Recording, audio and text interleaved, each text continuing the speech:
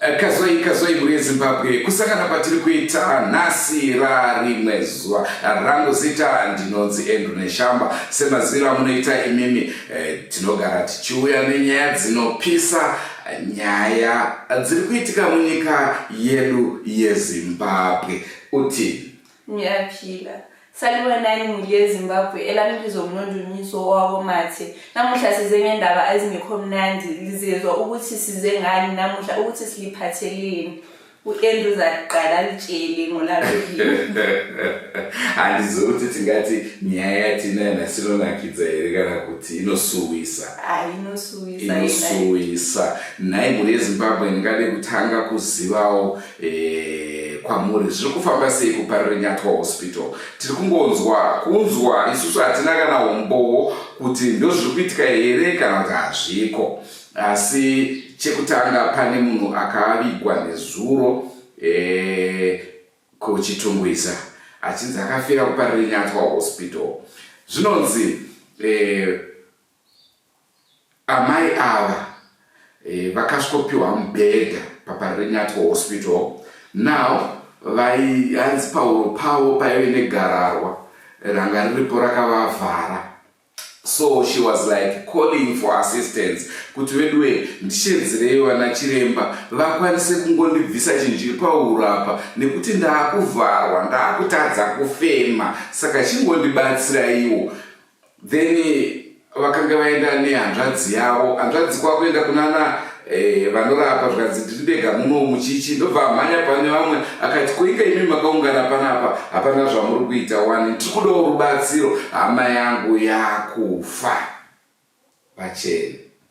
Hayi kunzima bayisi eParerenyatwa hospital abakhanya ngathi abantu abaphathekanga kahle iziguli azilapheki ngendlela okufanele zilapheke ngayo ngoba abantu bayafa lapha kuthiwa kulomama ade ufuna ukuncediswa elolutho entanyeni ade limhlupha so abancedisanga kahle ungcwatshiwe sikhuluma so ungcwatshe izolo hayi awuhambi kahle sibili naizvozvo amai vakasvikira kuchoka ndokubva vatofa havana kuwana help vanobatsira vanga varipo kusaziva kuti pamwe vatanga vastrike ayaya here kana kuti kwete. Zvinotityisa kana inini kuwana zvivindi zvokuya kuzotaura nezvazvo pamberi pekamera ndotya kuti mangwana ndini ndichange ndorwara ko zvakadaro zvikaitika kwandiri zvinofamba sei. Kana chiri chokwadi chatiri kunzwa aiwa vanoona nezveutano takumbirisa paongororo something is not correct somewhere.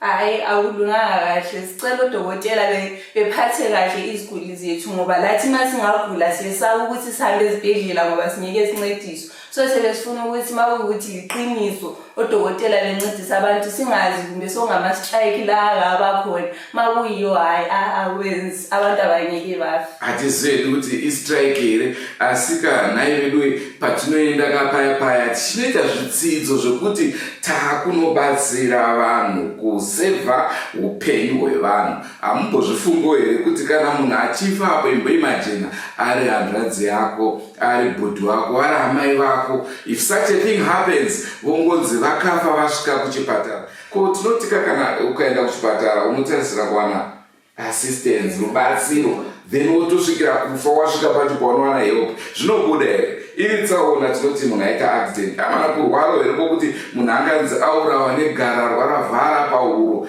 pamwe hatina mamachines acho we don't know but ndo nyaya yakaitika iyoyo asi nyaya iyoyo iri kuita kuti tisvike panyaya tinayo muzuva ranhasi. Indaba lesikhuluma ngayo iyo eyenza size sibuye lapha phambi kwamakhamera sizolitshela ukuthi la nxa usenza umsebenzi wakho uyenze kahle ubone ukuthi abanye abantu baphatheke kanjani ngakho ngoba lawo dokotela lawo beqhakathekisa imisebenzi yabo ukuthi abantu bephile kahle bencedisa abantu khona ngalezibhedlela. Ndozathi vanorapa vakutotanga kutaura kuti twatanga twanhu tuya tozati kana makore kuita media studies mashoma pane amunoita muchidzidzira kurapa vanhu hongu makadzidzira kudarika isusu asika zvamaidzidzira kuita akakubatsira isusu kuti upenyu hwangu huenderere mberi usagumire pazira.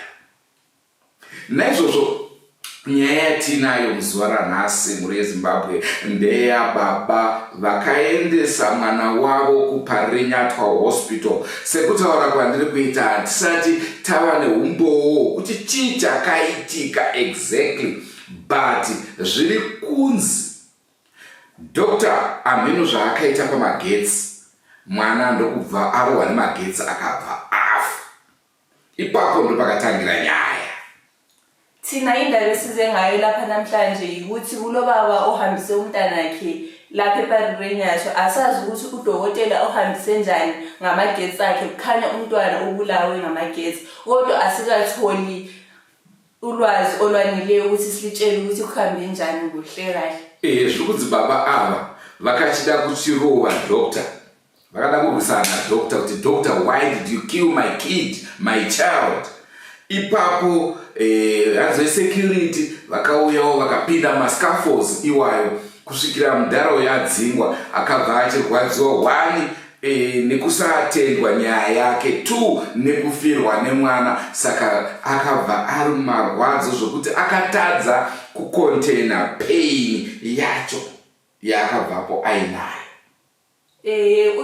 Lapha ubaba lo olomntwana obhubhileyo kasazange wakwanisa ukubamba kahle udubo lolu because yasefuna ukulwa lodokotela, sefuna ukushaya izibhakera baze bancediswa ngu-security lapho wamxotshela phandle. So ngasayibambanga kahle indaba yangikhona, maningi Andrew eqhubeke lizwe ukuthi uyenze njani ubaba lo ngendaba yakhe. Dzimwe nyaya dzinoita kunge ngano, ndogara ndichizvitaura nguva dzese kuti dzimwe nyaya unotofungidzira kuti hazviko izvi, asi izvo zvichinzi zviriko, uyezve zviriko zvimwe zvacho. Iyi nyaya yatirikutaura yedu hatina umbowo nayo, asi stage yazvasvika tine umbowo nayo. We now have evidence yazoitwa nababa. Baba varwadziwa kudaro vakaradzika mwana wavo, vakamutora vakanomuradzika, asi vakati mwana wangu haaparari nenzira iyoyi. Ndokubva vaenda kuMozambique ndokunotora sekuru vanobatsira pachibhoyi, vakati sekuru mwana wangu waurawa. Saka sekuru vanga vari muno mazuva 3 adarika aya. Isu musatibvunze tinozviziva sei, munoziva tinodhira nevanobatsira. Saka sekuru vaya vakabva hameno zvavakaita pamishonga, asi pari zvino vakaenda vese zvakare kuMozambique kuti vakuchinotora mushonga wokuti umutse mwana atange fight nadoctor. Kunzima. Hayi, eyana mhlindaba inzima. Ubaba lo akumphathanga kahle okokuthi uze waya eMozambique wayadinga umuntu ongamncedisa esintwini ukuthi umntanakhe avuke adile lo doctor ngendlela zesintwini. So simelele ukuthi bayephenduka eMozambique ngoba bayekhona kathesi sikhuluma, so ukuthi mabephenduka sizwe ukuthi udoctor uyamhlupha yini lokhu kumbe hayi, kodwa hayi yezwe ukuthi indaba lesiminye indlela elikade singalindelanga ngayo. Siyazi ukuthi abantu alikholwa ukuthi abantu besintwini izinto zabo ziyayenza, kodwa selizazwa ngalo dokotela ukuthi izinto zakhona ziyamhlupha kumbe azisoze zimhluphe. Sesimelele ukuthi bayephenduka eMozambique ngoba indaba liyayimphathanga kahle. Sekutaura kwandaita veMinistry of Health mutiregerere, hatisi kuda kuita alarm zvinhu zvisipo, asi tikuda kuedza kutaura zvatiri kunzwa. Nezuro ndati kwaini mari rokuchitungwiza emunhu akachoka nekuda kwokusabatsirwa. Kana muchida rinda rake tinokuratidzai, tinokwanisa kuenda nemi, tinokuratidza kuti apa ndopakavigwa munhu, ndo mafiro aakaita. Asika iya imwe nyaya yakatozvimirirawo yababa vari kurwadziwa nekufa kwemwana wavo. Nawo zvinonzi uroyi hakuna. Hatizivi kuti kana chachaya zvinogadziriswa sei. Pazvinonetsera zvakare ndezvekuti Dr. vaive pabasa pavo, uyezve maaccidents anowanika pamabasa, izvozvo tinozviziva. Saka tsaona yakadaro yaitika, munhu ari pabasa rake achishanda basa rake, okonewa basa somehow, pamwe mamhepo anenge akagara mwana kana mamhepo anenge abatawo doctor, we don't know, but result yacho ndeyekuti mwana akazofa. Now yakudhiriwa naye pachivanhu. isusu zvatichaita seDrewmas Media tiri kumirira kuti vadzoke tovaunza pakamera totaura navo kuti chii chakaitika uyezve kuti vapapi nekugadzirisa nhau yekuti mwana wavo achitanga kunetsana nadhokta. Ndiri kuimajina ndiri dhokta apa zvinenge zvangoitikawo ndakaemployiwawo pamwe ndangokonewawo basa. Kana zvadaro ndinoita sei? Kukumbira regero ameno ndimi munoziva mitemo zvinofambiswa sei kana zvinhu zvakadaro zvichinge zvaitika. Asi stage yatava ndeyekuti takamirira kuti vadzoke tovaunza pano pakamera tovabvunza kuti nhai baba mapapi nenhau yenyu. Isusu vatiudza tichaedza zvakare kunotsvaga dhokta iyeye hatingamusiye achingorwa nezveusiku. Tichaenda kwaari dhokta tonobvunza dhokta muri sei?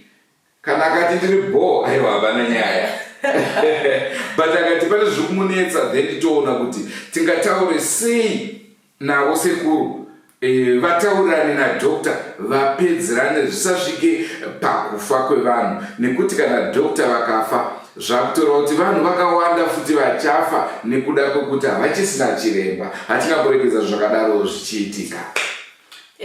So lapha abeministry of health asijonganga ukuthi sithi yenza ngokumsebenzi wenu. Kule ndaba nje ukuthi sokulama cases amaningi esibhedlela esisodwa. So sesikhangela ukuthi indaba kababa lo ofelwe ngumntwana izagcina ngapi. Sesimelele ukuthi bayophenduka eMozambique sizwe ukuthi kuhamba njani. Injongo yethu ayisikuthi abantu bexabane, abantu bebesifa, asifisele udokotela okubi. Sizezwa ngayo ukuthi izinto zakhona ziyamhlupha kumbe azimhluphi. Mazingamhluphi hayi indaba yethu ayikho. But mazimhlupha sebesesakhuluma ke lokhulu lapho ukuthi ancedise uduko lwakhona lungaqhubekeli phambili ngoba asonto esifuna iqhubekele phambili, asonjongo yethu ukuthi abantu bengaboni ngesolini. Naizvozvo tinoda zvakare kana kuine vamwe vanhu vanoziva kuti hama dzavo dzakafa under unclear circumstances motibatazve tikwanise nekuti isusu tataura kuti zvatiinazvo izvi aiwa karingorizinzwa wanzwa kuti nzou dzakapera nemariwo hatina umboonazvo. Ndosaka tati aiwa motiregera pasteji ino yatiri, asi pamberi apo change takuudzai kuti zvakufamba sei. Ichokwadi here kuti vanhu vari kungofa mafira asina tsarukano, vamwe vakutoti hanzi pane satanism pachipatara. Aiwa zvakamboitika kupi izvozvo? Hakuna zvakadaro, musavhundutsire vanhu. Ende dzimweni nguva zvakare vanhu vanogona kutaura zvisiri izvo nekuti tinozviziva kuti munyika dzimwe politics vanhu vanenge vasingawirirane mapolitical parties woziva kuti tikadai so izvi zvinodai so, tikadai so zvinodai so. Saka isu hatisati tava neconcrete evidence, asi kana chiri chokwadi chekuti ndo zviri kuitika, aiwa hurumende takumbira kugadzirisai musha unake, uyo ndo musha wedu wekunobatsirwa kwete musha wokuzororera. So sesizwile ukuthi udaba lethu luhamba njani. So besicela ukuthi makuwukuthi into eyenzakalayo sibili ezibhedlela hayi uhulumende abone ukuthi uyenzani ngakho ngoba asingeke siphile kanye. Siyawazi abantu bayafa ezibhedlela nsuku zonke kodwa masokusiba kuningi kakhulu akusazwisiseki. Iyacabangela ukuthi besokulesathanism esibhedlela kumbe sokulokunye okwenzakalayo. Abantu babefuna ukuzwisisa kahle kahle ukuthi yini ngoba abantu abangeke bebesifa okungatholakali ukuthi bafa njani. Esikhuluma ngakho kathesi asila siqiniseko esipheleleyo kodwa makuwukuthi yikho kwenzakalayo siyacela uhulumende akulungise. Into zathi vanhu vanoti hanzi intro zenyu dzinorebesa haisi intro story yese. Tatosvika kwakagumira chirongwa chedu chanhasi, tangoda kukupai hint yenyaya yatichakunzirai. Takamirira kudzoka kwasekuru kuMozambique tione kuti vapapi nekugadzisa nhau yekufirwa nehama yavo ndopazvasvika here apa veduwe tizive. Sekwa dzese tinokurudzirai muri Zimbabwe kusubscribe kuDrewmas Media. Drewmas Media, taking you to another level.